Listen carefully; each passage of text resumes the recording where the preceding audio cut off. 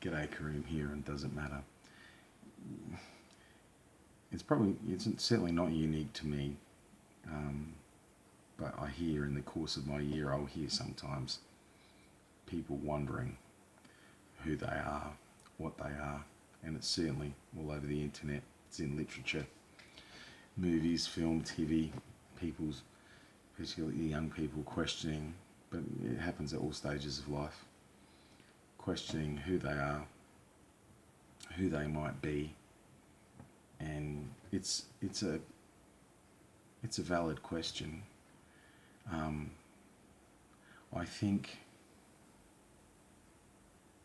that who you are is less important than what you are. Identity emerges from deeper understandings.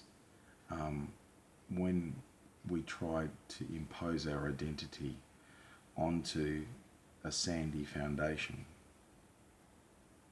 it's not an identity that will survive the storms of life. It won't, it'll crumble.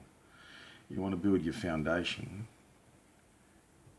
on stone, on concrete, on something firm. And that comes only when you understand what you are, what is this thing that I am.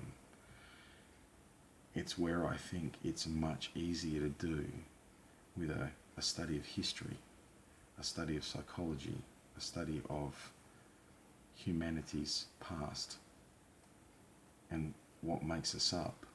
Anything you can read, neurology, historical treatises, political analysis, all these things are going to help. Philosophy.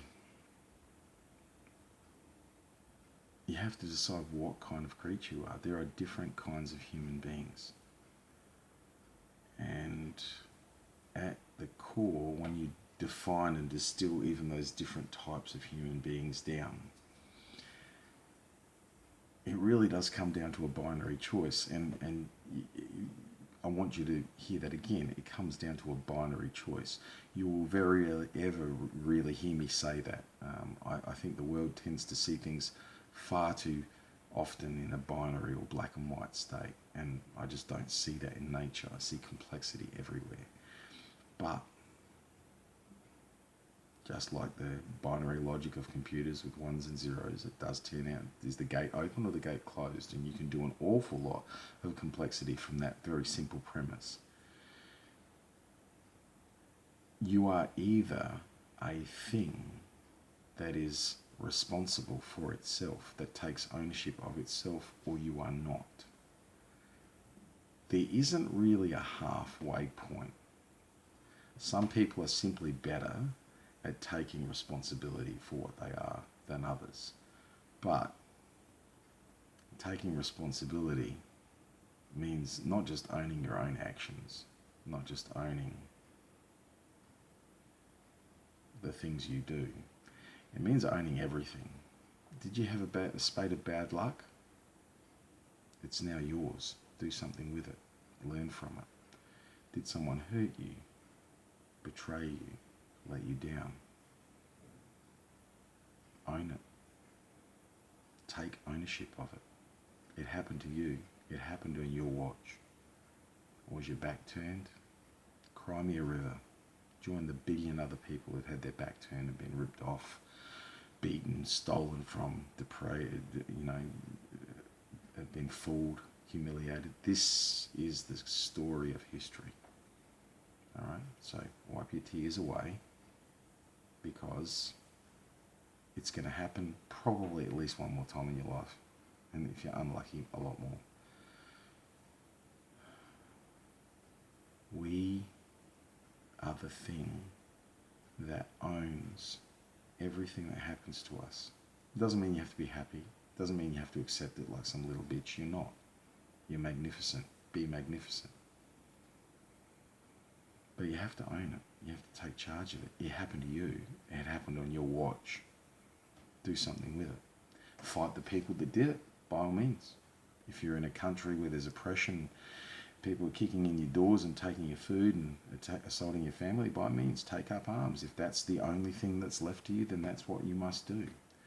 If it's a different kind of oppression, then Get into politics, be an activist, do what you think, do the right thing. As I've said in another video, don't do the easy thing, don't run away, do the right thing. But if you can't fight, if there's no option for resistance, then absolutely run away, find a better place. Own it, decide what you're going to do, and then do it with everything you have. Be the person that decides, be the person that accepts what has happened. A lot of the time we think we've accepted what's happened, and I've been exceptionally good at this. You fool yourself into thinking you've accepted what's happened. You haven't. You haven't. And maybe you never entirely will. Life is a process of getting better at acceptance, and none of us ever get perfect at it. Pardon me. But nonetheless, keep having a crack at it, an endless crack until you die. You'll get better at it by miles. Own it. Because if you don't own it, someone else will own it for you. And at some stage, that is the doorway to toxicity, to bitterness and resentment. You can't be an effective activist. You can't be an effective protester, an effective reformer, if you destroy your own personal health and integrity in the process by losing to resentment. Again, I've been an activist most of my life. I'm all for seeking reform. I orientate towards a sort of libertarian, progressive slant, which seems contradictory, but it really isn't. But I also know that to be truly effective, you can't be blaming the shitty system. The system's always been shitty. It's never good enough for us. It never will be. We always see further. We always see that there can be more, there can be better.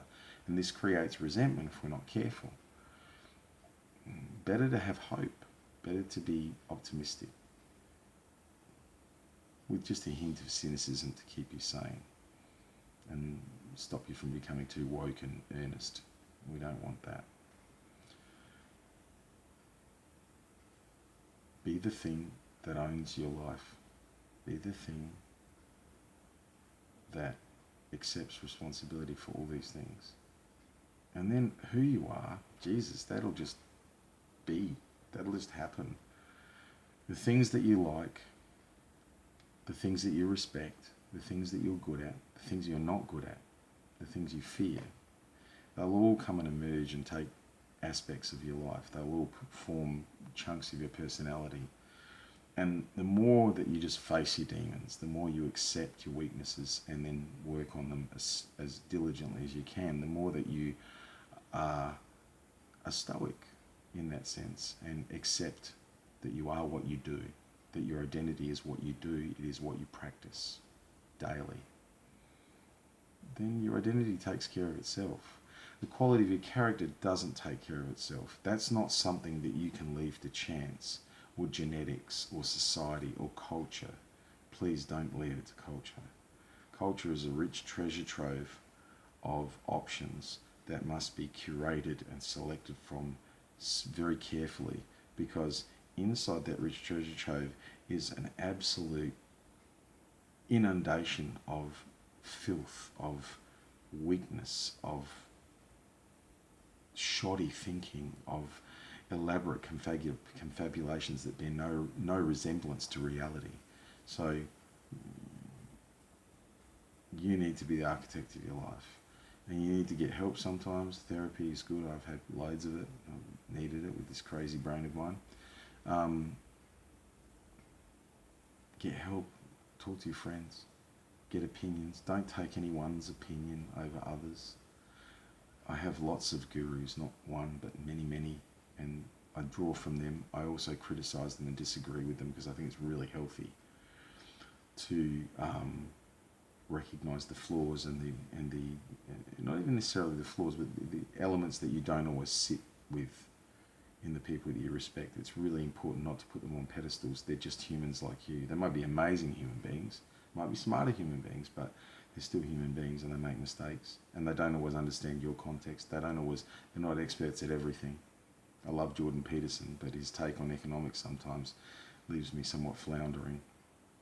I don't agree with anyone completely, and nor should we, nor should I, nor should you. Nonetheless, be the thing that works diligently hard at being better, and whoever you are will be an emergent property of that. You don't need to worry about that. Do what's fun. Do what is meaningful to you. Do what gets you up in the morning. Do what fills you with passion. And do it in a disciplined and diligent way. And whatever kind of person you're going to be and whatever kind of personality you're going to have will just become that thing that emerges like the petals on a flower under the sun. It'll just open up and it'll be there and it'll be self-evident. You don't need to worry about that. You need to worry about your character. Thank you very much. I'll speak again. Cheers.